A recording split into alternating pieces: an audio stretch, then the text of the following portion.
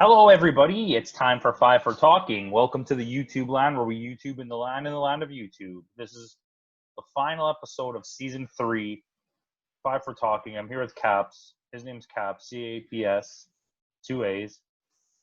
Um, yeah, we're going to talk about some hockey. So I don't know if you knew this. Something big recently happened. A team won the Stanley Cup.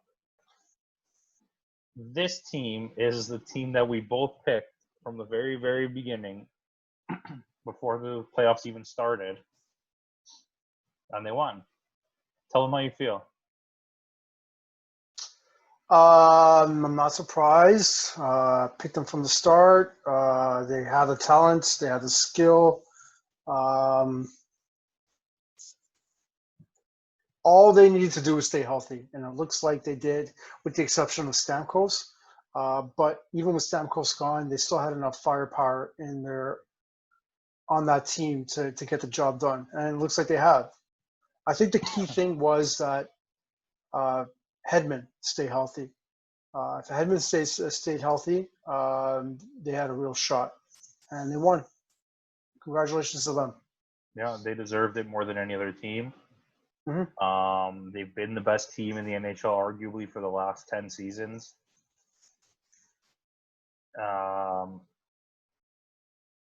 I don't know what to tell you. I know I asked you the question, but they deserved it. They earned it. They're the best team. It's about time that they won. I mean, Hedman got everything that you get in a career to prove your value. A Stanley Cup, a Conn Smythe, one shot right there.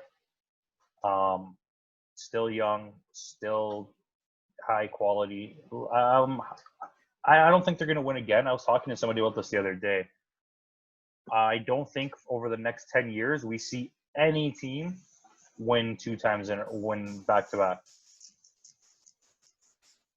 Yeah, I don't think it's going to happen next year. I think some of the guys, I think Sergachev is got traded or he's on the rumor mill. I can't remember one or the other.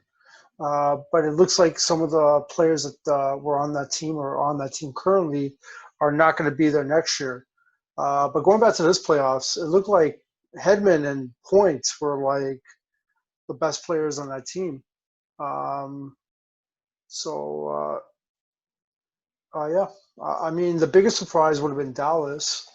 Um, I didn't. I When these playoffs started, I would have never thought that Dallas would have gone that far. Um, No. but when you look at the team, they should be. You know what I mean? They should have gone that far in the last maybe couple of years because that team is just stacked. But honestly, that Tampa Bay team is just like And overloaded most of that, with talent. most of the talent they have is homegrown. That's the messed up part. And they've managed to keep all of those pieces in the cap era doing what they had to do. Take notes, Toronto Maple Leafs, and only them because they're the only team that seems to can't figure it out. Even It's just not going Edmonton, to happen. even I don't know if this is true or not. I never bothered to look it up, but apparently Edmonton has like over 20 million in cap space going into this season, and that they don't lose any of their major pieces. How the hell is that possible? I don't know. I was not. I didn't know that information. Like they could literally. Okay, so speaking of that, I want to get into like the rumor mill. That's enough Stanley Cup talk. Tampa Bay deserves the cup. Yada yada. 100%. There's no questions asked. Bargo's the only one that didn't think Tampa Bay was going to win the cup. I think out of anybody, um, unless you lived in Dallas, maybe. Okay, so Lundqvist got bought out by the New York Rangers. Um, Honestly, truly amazing career, mostly on nothing amazing worth of teams. Like he didn't play on terrible teams or anything, but Bought out. New York cuts the cap, and Lundqvist is on the market. What's your thoughts? Well, first of all, it's an end of an era for him in New York. Do I think that he's going to retire? I mean, how old is he? He's got to be 37. about 37. So he still has a few years left in him. If he could stay healthy, he could play healthy. 3 more seasons, no problem. Yeah, but I don't really know of him having any serious injuries or anything like that, or lingering injuries. I mean, for any other team, he probably would serve better at this stage, maybe as a backup for any sort of stacked team if they can pick him up for cheap. I don't think at this point he's going to be looking for a lot of money. But if he is healthy, why not continue his career unless he has aspirations to do something else? So where do I think he's going to go? It's a tough one because it all depends on what he wants to do at this stage of his career. What do you think? Well, we talked about it a bit before. I think he's easy. Not trade bait. I can't think of the word. He's easy bait for any mid-level contending team because none of the high-end contenders are going to go for him because they either already have a starting goalie or they have no cap space. But for like a mid-level team, which like I'm looking at Edmonton right now, and they do have a projected cap hit of almost $9 million. He's 37 years old. He's not going to go for a big contract. He wants to win a cup. Edmonton needs a starting goalie. Calgary needs a starting goalie. They all have cap space like that. Why Do not? you consider him a starting goalie at this point of his career? I consider him on a team that's good enough a starting goalie. I don't really see a huge decline in him. I think he's better than friggin' goofball McGinty in Edmonton. I can't even remember his name, Talbot. Or Talbot's not in Edmonton anymore. He's in Calgary. Exactly. I don't even know who's in Edmonton. Their goalie's trash. No, I don't think so because I think I think Smith is actually a pretty darn good goalie in Edmonton. He played very well last year. Smith is in the same situation. You're going to tell me Lundqvist is not as good as Smith or better? I think Smith is better than Lundqvist. Smith is older, I think, than Lundqvist. Yeah, I know, but I'm not expecting for Lundqvist to play 60 games a year. But why do you expect Smith to? Smith is not even like his career achievements are much worse than Lundqvist. Maybe so, but he was on pretty shitty teams compared to I guess. to Lundqvist. I mean, I wouldn't say Lundqvist is on great teams, but okay, he's better than Talbot or who I'm pretty sure is on Calgary than Ann Ritchie, who's on Calgary. They would take him, and they have a good enough team to put a push. I'm sure that. But I don't see anybody offering him loads of money. No, that's what I mean. But at this point of his career, I can't see him asking for loads of money. I see him being realistic to try to win a cup, right, to cement his legacy. Well, what makes you think he's going to win a cup in Edmonton? I don't. I just think that it's a team that's good enough with a goalie like that to have a shot. Same with Calgary. Same with Carolina. It makes sense to me because Carolina has no starting goalie really. They have like 3 backups. Anyways, I think there's a spot for him in the NHL. There's definitely a place at a price point that's realistic. So quickly we'll jump in. Well, I'll stay with goalies here. The Stars are extremely interested in re-signing Hudobin, and I think that they're gonna break the bank for him, which means I'm pretty sure they're gonna buy out Ben Bishop. I don't know if he has anything left in the tank, but that's just quick news there. Leafs re-signed Mulligan, 1 year, $700,000. Well, that's expected. I mean, they're going to sign a bunch of guys for like the league minimum, so just fill out those 700,000 lines. For the minimum, I'm not going to sit here and complain. I know Bargo will, so. Yeah, but that's a pay cut for him. That is a pay cut for him. I think he was making 900. Yeah, well, they're going to need all the money they can get. I mean, he locked himself into a contract for 1 year. I think as an NHL player, that's what you want, to know you're going to be on a team. Third or fourth line, I take him. Yeah. Let's see, what else do I have here? Panthers trade Josh Brown today to the Senators for a 95th overall pick. That's not big. That's just news. Blue Jackets are willing to listen to offers for both goalies. I think that's pretty big because Korpisalo and Merzlikins are both proved. We don't have like a huge track record with them, but both of their seasons last year were elite level starting goalie numbers. I think that they're just putting that out there, but honestly, I don't think they're going anywhere. You don't think so? I mean, they're both. I'm pretty sure they're both. One of them's on a rookie contract. I'm pretty sure. I don't know. I'm not a contract guy. That's literally my weakest point of hockey talk. Ekman Larson is willing to be traded, to waive his no trade as long as it's to Boston or Vancouver. Okay. I mean, he's a really good defenseman. I don't think he's at the level that he used to be. I don't think he's at $8.5 million value, but is that what he's making right now? yeah, he's definitely like one of the top tier second line defensemen in the NHL. He's no longer a start. I don't think so on the first line, but I don't think anybody's going to take on that contract. I mean, a desperate Boston could. Why? Because why are they desperate? They might lose. I'm saying a desperate Boston could if they get into the position. Boston has to re-sign so many people. Fair enough, but they have the cap room for that.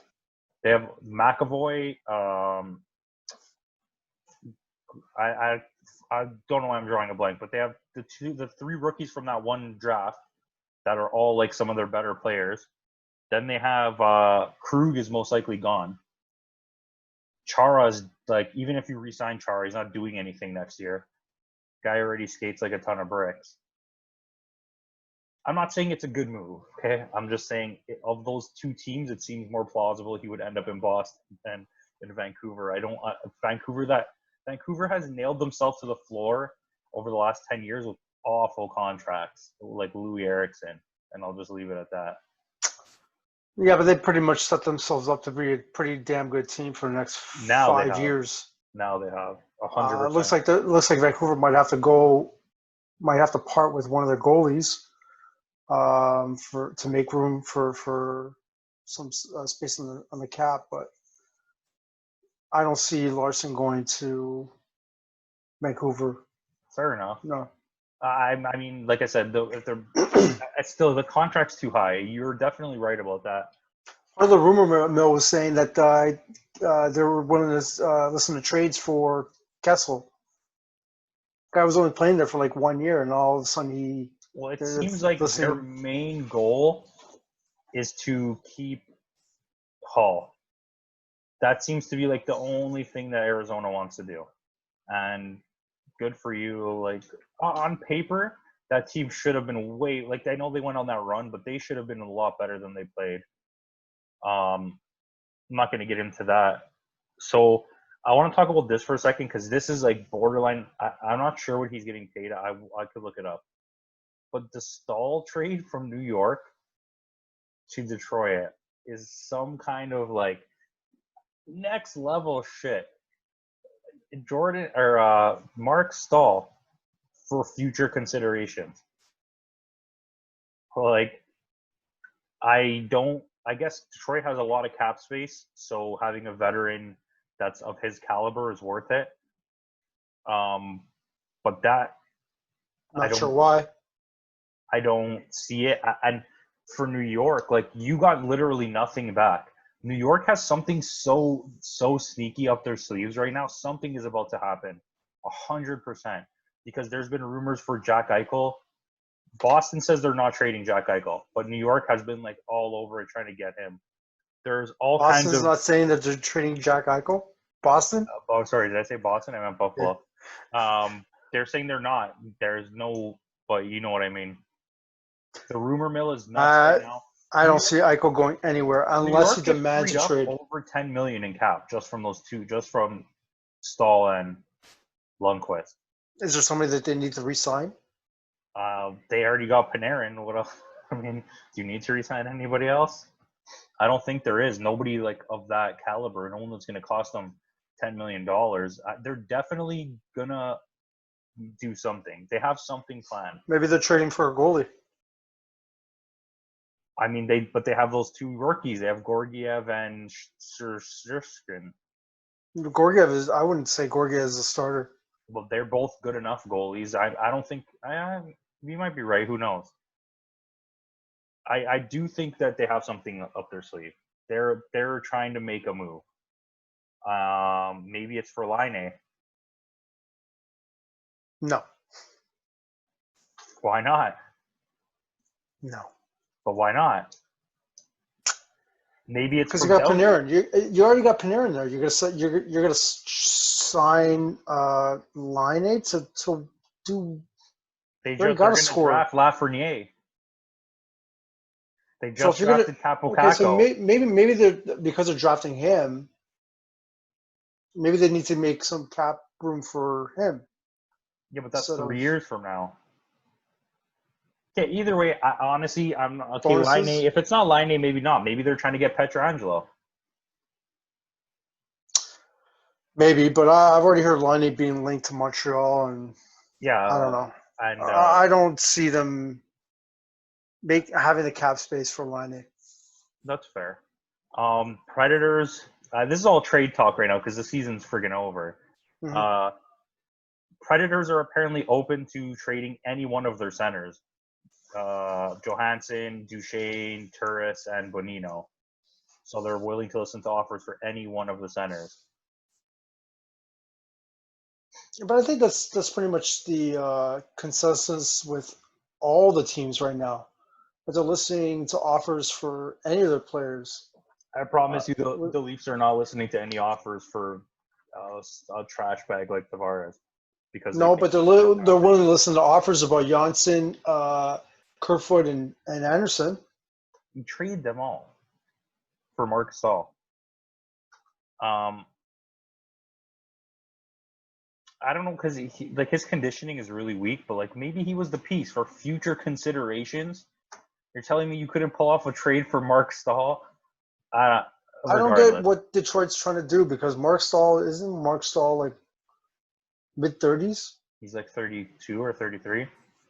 Yeah, and he's still a solid Detroit.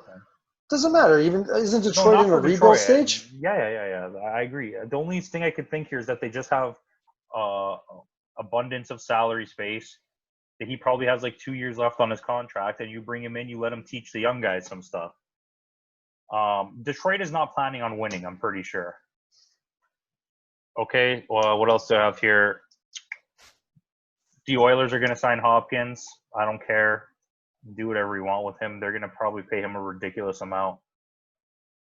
The best news in hockey, all of hockey, Cody Ceci entering free agency, baby. That makes you happy. If he can get a good deal somewhere else, good for him.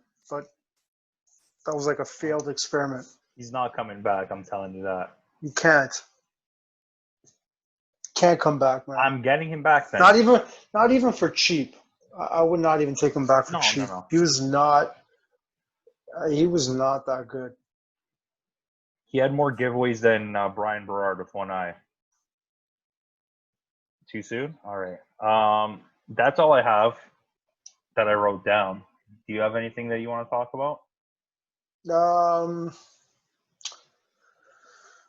Well, I do have a question. I mean, if you're a GM and you're going into the draft and you have a top 10 pick, more so between 5 and 10, okay?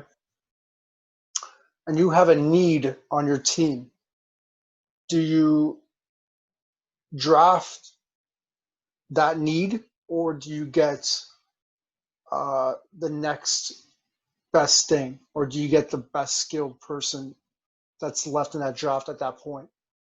I'm just asking as a hypothetical question.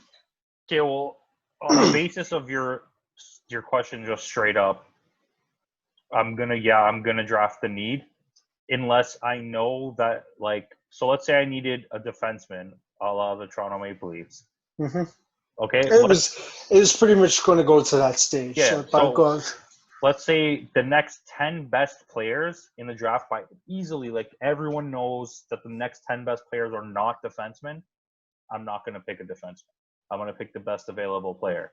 But if a ranking for one of the defensemen or the potential I see in one of them is within the next 3 picks, I'm going to take it because I need that.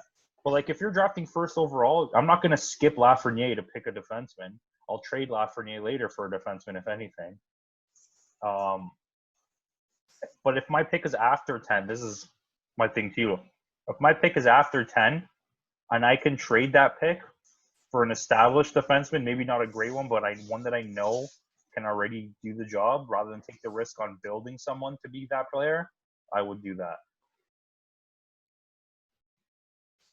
So you're saying that. So you're saying you would at some point you would draft the best thing that's available for, and then later trade them for the need. No. Okay. Yeah. If I have to, or like maybe you keep him and you trade someone else for that, right? Mm-hmm.